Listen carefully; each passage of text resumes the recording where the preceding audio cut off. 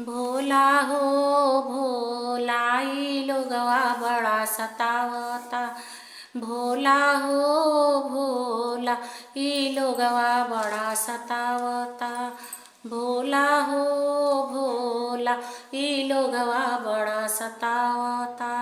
और टूअर टेंगर जान के हमर लइकन के धमकावता।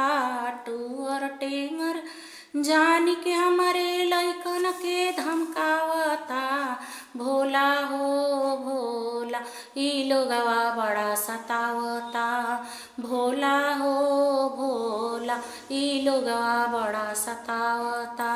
भोला हो भोला ई लोगवा बड़ा सतावता। अरे टूअर टेंगर जान के हमर लइकन के धमकावता। टूअर टेंगर जान के हमरे लइकन के धमकावता। भोला हो भोला ई लोगवा बड़ा सतावता। भोला हो भोला ई लोगवा बड़ा सतावता। भोला हो भोला ई लोगवा बड़ा सतावता।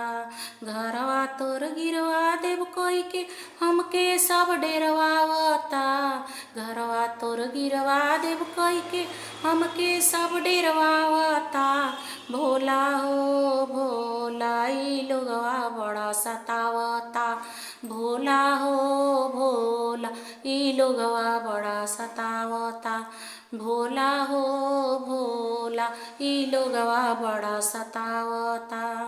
धन दौलतिया सगरो लूटी के कुल खइने। अरे धन दौलतिया सगरो लूटी के कुल खइने। तब सब मिली के बैमनवा नमवा धइने। अरे धन दौलतिया सगरो लूटी के कुल खइने। तब बैमनवा नौआ सब कुल धइने। अरे चुगली कई के उल्टा सीधा रिश्ता सब तुड़वावता। चुगली कई के उल्टा सीधा रिश्ता सब तुड़वावता। भोला हो भोला ई लोगवा बड़ा सतावता।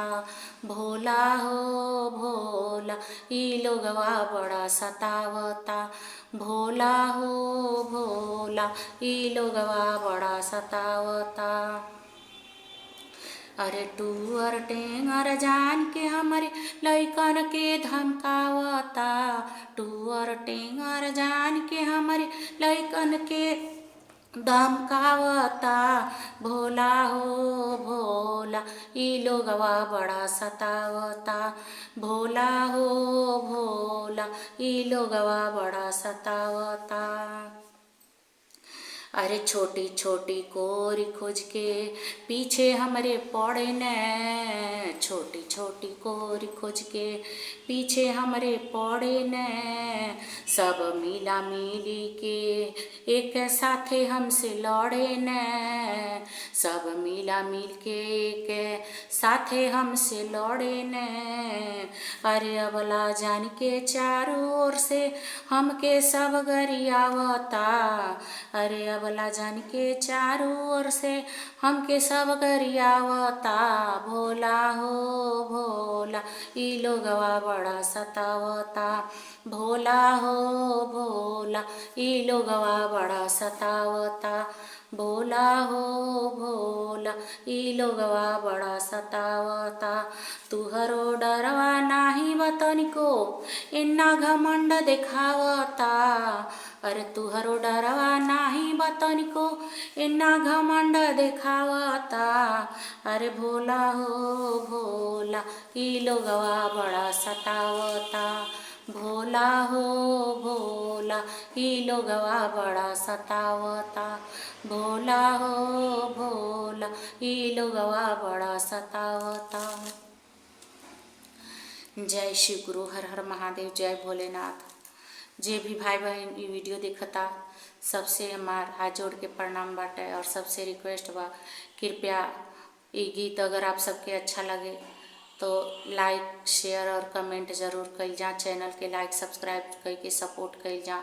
और ये गीत जो है ये खुद हम लिखले बाटी, जो भी हमरे साथे बीत रहल बाटे एकदम 100% सच्चाई ये आप सबके अपने गीत के माध्यम से सुनैली बाटी। और सबसे हाथ जोड़ के रिक्वेस्ट बा, कृपया चैनल के लाइक सब्सक्राइब करके और सपोर्ट जरूर कइल जा। जय श्री गुरु, हर हर महादेव, जय भोलेनाथ। भगवान भोलेनाथ शिव के कृपा आप सबके ऊपर ऐसे ही बनौले रहें। जय श्री गुरु, हर हर महादेव।